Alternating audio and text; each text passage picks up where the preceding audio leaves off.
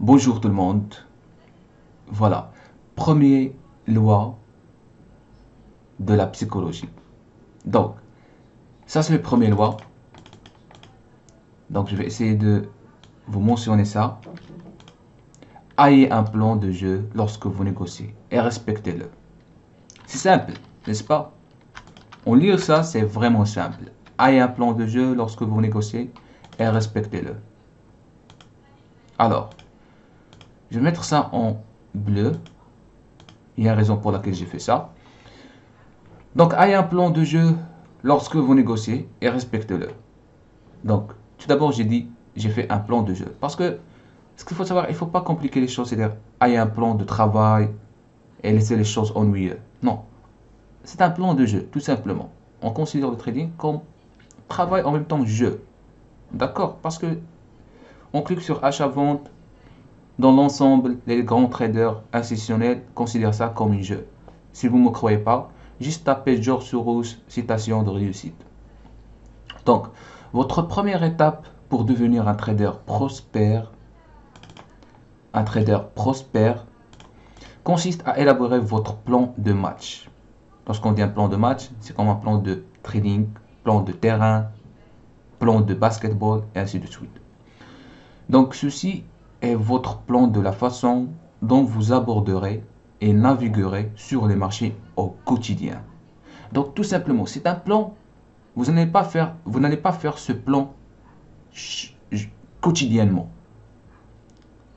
Mais au contraire, le plan que vous allez élaborer et que vous allez aborder, tout simplement, ça va vous servir quotidiennement. Mais lorsque vous allez faire ce plan, une fois pour tout, c'est bon. Dans votre cerveau, vous savez quel est votre style de trading, la méthode que vous utilisez, les setups que vous utilisez, les choses qu'il faut corriger. D'ailleurs, ce que je fais avec mes membres, un journal de trading qui s'appelle correction unique. La correction unique, ça prend quoi? La psychologie, technique et correction.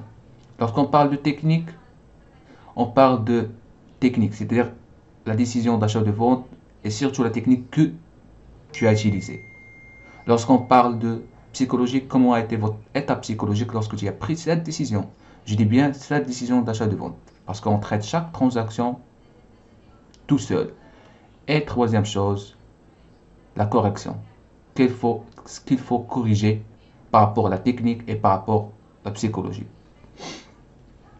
Donc, on a dit ceci est votre plan de la façon dont vous aborderez et naviguerez sur les marchés au quotidien. Donc le plan, c'est obligatoire à faire. On va aborder le plan au détail et je vais vous montrer l'essentiel par rapport à ce plan. C'est justement l'essentiel.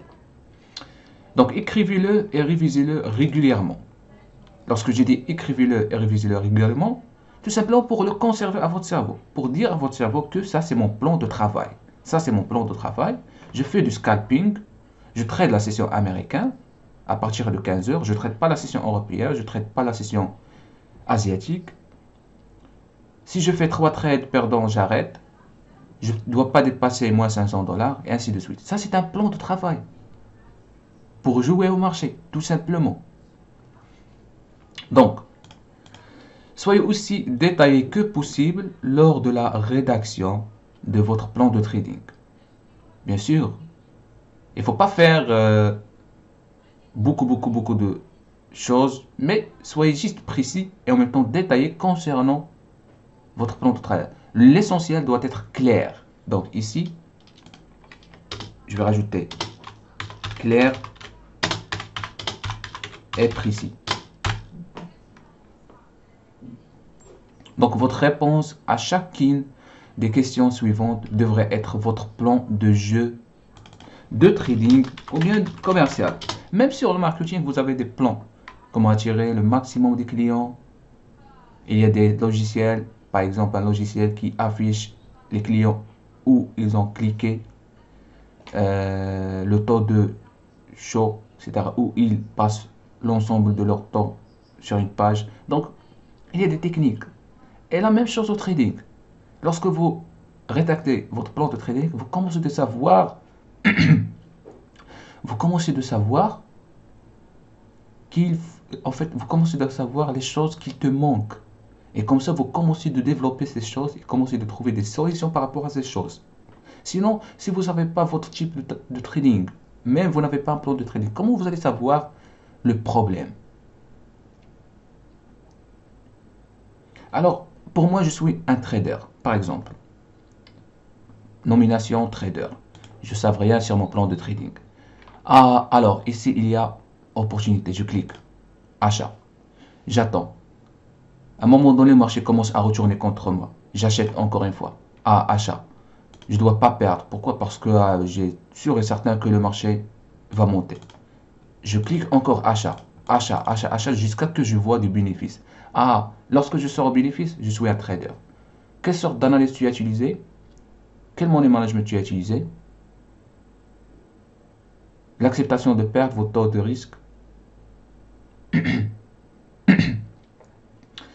Mais l'idée fausse, c'est que une fois que vous faites des bénéfices, je suis un trader. Et c'est pas du tout ça. Bien sûr, les bénéfices vont venir parce que c'est simple que ça. Achat, vente, clic droite, clic gauche. Mais dans l'ensemble, dans un mois, 3 mois, 8 mois, 3 ans, est-ce que vous êtes un trader régulier, rentable? Et je connais vraiment des personnes qui ont passé énormément de temps à trader sans savoir leur type d'analyste, leur type de trading. Parfois ils font swing, parfois ils font day trading, parfois ils font scalping. Et c'est pas comme ça. Et lorsque j'essaie juste de l'expliquer et commence à dire j'ai passé des années à apprendre, j'ai pris l'analyse technique, harmonique, Elliott Wave, Fibonacci, les références bougies japonaises. Donc je sais tout. Donc j'arrête tout simplement la discussion et je lui dis bravo, ça marche. Vous êtes le meilleur. Donc, première partie qu'il faut savoir, quelle est votre identité en tant que commerçant. Donc lorsque je dis toujours, lorsque je dis en tant que commerçant, c'est-à-dire en tant que trader. Donc là, je vais prendre un petit Word. Et ça, c'est la question qu'il faut répondre. Quelle est votre identité en tant que trader? Donc, tous les commerçants devraient en avoir un. Êtes-vous un scalper, day trader, swing trader, trend trader, investisseur à long terme? Donc, choisissez parmi ces... Alors, je vais essayer juste de... Choisissez parmi ces types quelle est votre identité de trader. Vous êtes scalper? Si oui, écrivez ici, oui, je suis un scalper. Pour moi, je suis un scalper. De temps en temps, je commence à être day trader. Vous êtes un day trader? Oui. Vous êtes un swing trader? Écrivez oui ou non. Trend trader? Oui ou non. Investisseur à long terme? Oui ou non. Si vous ne savez pas c'est quoi scalper, c'est quoi day trader, c'est quoi swing trader, ainsi de suite, tout simplement j'ai mis la formation, c'est la première formation qui explique tout l'ensemble de ces identités. Donc, premièrement, si vous êtes un scalper, oui, scalper, parfait. Maintenant, on passe. En fait, ce n'est pas grave si vous négociez plus d'un style. Précisez-le simplement dans votre plan et non d'une semaine à l'autre. Au fur et à mesure que vous négociez, en outre, êtes-vous un trader long ou short only? Ou allez-vous trader à la fois long et short? Tout simplement, en fait, il y en a des traders qui essaient de faire le tout. Donc, pour vous simplifier les choses, vous allez écrire ce que vous sentez. Par exemple, scalper ou bien day trader. Si vous êtes les deux, écrivez-le. C'est pas grave. Après, on prend le graphique comme ça. On fait du trading pendant une semaine. On fait du trading pendant une semaine. On passe de 1 minute, de 2 minutes. Après, on passe de... Alors, je prends une graphique qui est vite.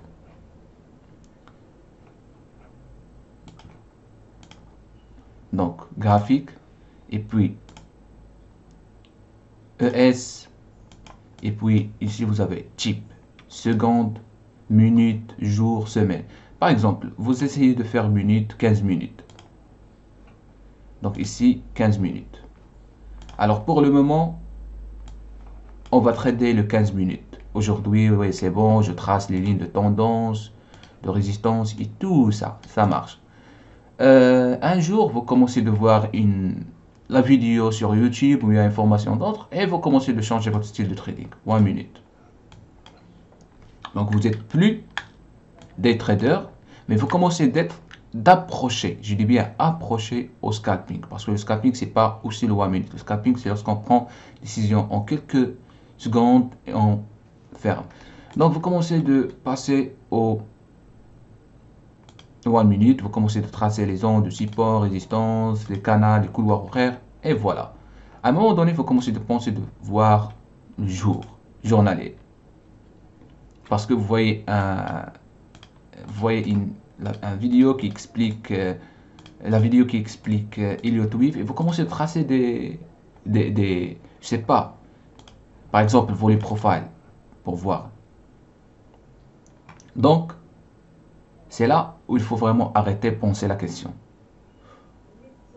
C'est quoi mon type de trading? Parce que si vous faites comme ça, vous n'allez pas réussir, soyez sûr de ça. Soit vous focalisez sur le scalping, le day trading, ou bien le swing.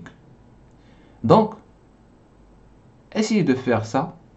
Lire c'est quoi le day trading, lire c'est quoi le scalping, lire c'est quoi le swing trading. De mon expérience, je parle de scalping, tout simplement. Le scalping, c'est pas le traçage du ligne de support résistance à l'intérieur du chart. Mais ce sont des logiciels vraiment performants qui vous permettent de lire ce qui existe à l'instant T. Les mouvements transactionnels des institutionnels. Donc, ça c'est par rapport au scalping. Maintenant, je vais essayer d'enlever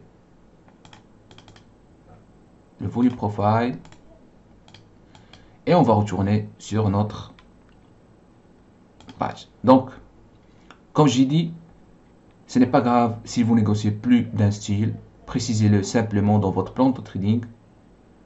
Après, passez une semaine à l'autre et au fur et à mesure, vous allez constater si votre style de trading, soit le day trading, le scalping ou bien le swing trading. Maintenant, ici, deuxième question.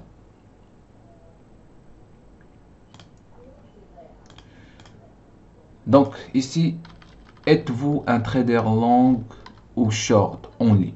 Ou allez-vous trader à la fois long et short? Donc, c'est-à-dire, est-ce que vous êtes un trader? Je prends le word.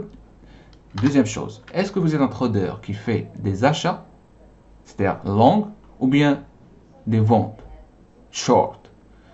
En fait, la plupart du temps, si vous êtes scalper, dans ce cas, vous faites les deux. Long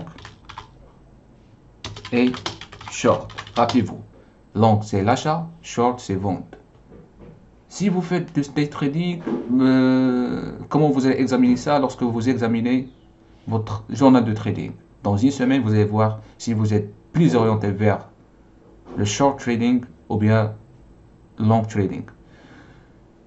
Si vous êtes un investisseur long terme, dans l'ensemble, c'est long. Parce que dans l'ensemble, vous commencez de faire des achats au fur et à mesure parce qu'on parle des entreprises ou bien des indices américains.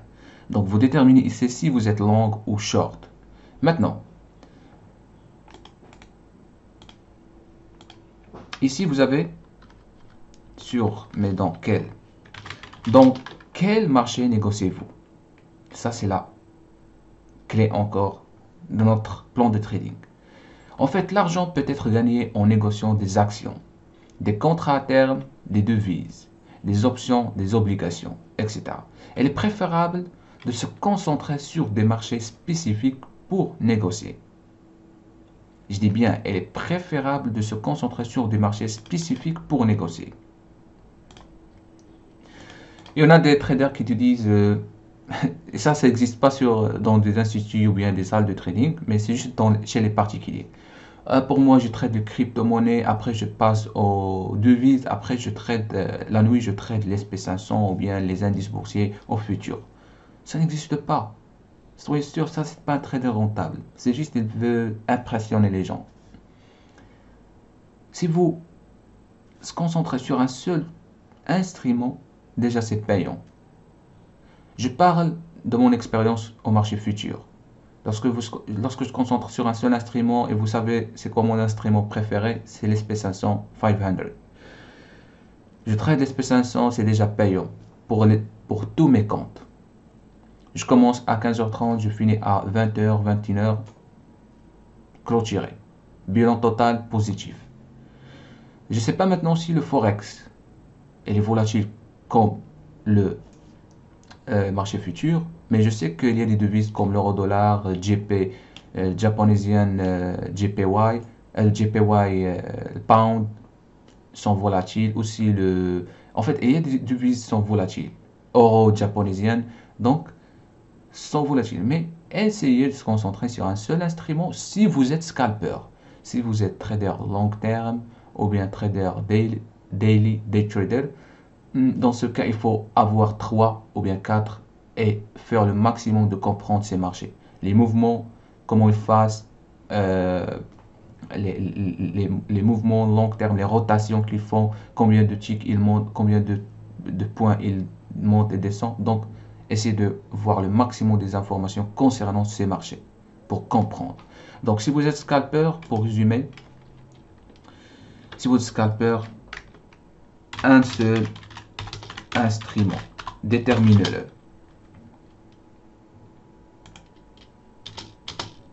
Déterminez-le. Pour moi, SP500.